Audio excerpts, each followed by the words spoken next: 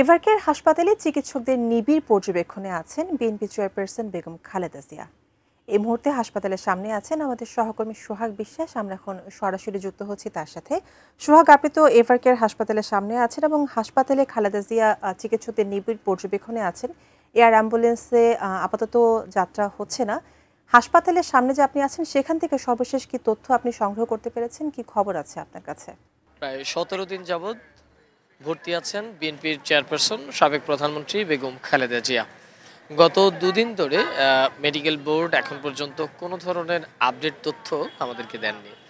তবে এর আগে যেটি জানিয়েছেন যে বেগম খালেদা জিয়ার যে নানা ধরনের যে জটিলতাগুলো রয়েছে তার মধ্যে অন্যতম হচ্ছে কিডনি ডায়ালিসিস বা কিডনিজনিত সমস্যাটা।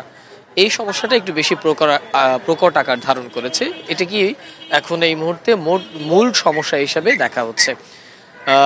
মেডিকেল বোর্ড সিদ্ধান্ত দিলে বেগম খালেদা জিয়াকে বিদেশে নেওয়া হবে এমনটা আমাদেরকে জানানো হয়েছিল।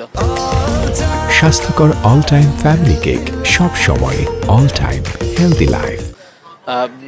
জুবাইদা রহমান অর্থাৎ খালেদা জিয়ার যে পুত্রবধূ জুবাইদা রহমান কিছুক্ষণের মধ্যেই এভারকেয়ার হাসপাতালে পৌঁছাবেন। আমরা একটু আগে যে তথ্য পেয়েছি সেই তথ্য মতে তিনি এরই মধ্যে বসুন্ধরার ভিতরে প্রবেশ করেছেন, হয়তোবা কিছুক্ষণের মধ্যেই এভারকেয়ার হাসপাতালের ভিতরে তিনি প্রবেশ করবেন।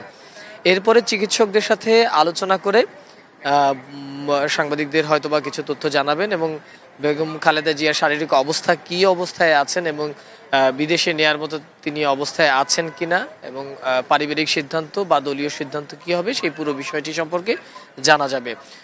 তবে এখন পর্যন্ত যে বেগম খালেদা জিয়াকে বিদেশে নেয়ার ব্যাপারে কোনো ধরনের অগ্রগতি নেই সেটা কিন্তু স্পষ্ট, কারণ বেগম খালেদা জিয়ার জন্য যে কাতার এয়ারলাইন্সের যে এয়ার অ্যাম্বুলেন্সটি ঠিক করা হয়েছিল সেটি সম্ভাব্য মঙ্গলবার দিন বাংলাদেশে আসার কথা ছিল, কিন্তু শেষ মুহূর্তে সেটিও ক্যান্সেল হয়ে গেছে।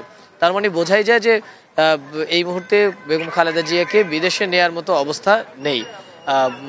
মোটামুটিভাবে রাজধানীর এভারকেয়ার থেকে আমার কাছে যে তথ্য ছিল সেটি আপনাকে জানালাম। তবে জুবাইদুর রহমান আসার পরে হয়তোবা পরিবর্তন হতে পারে বা পরবর্তী তথ্য আপনাকে জানাতে হবে।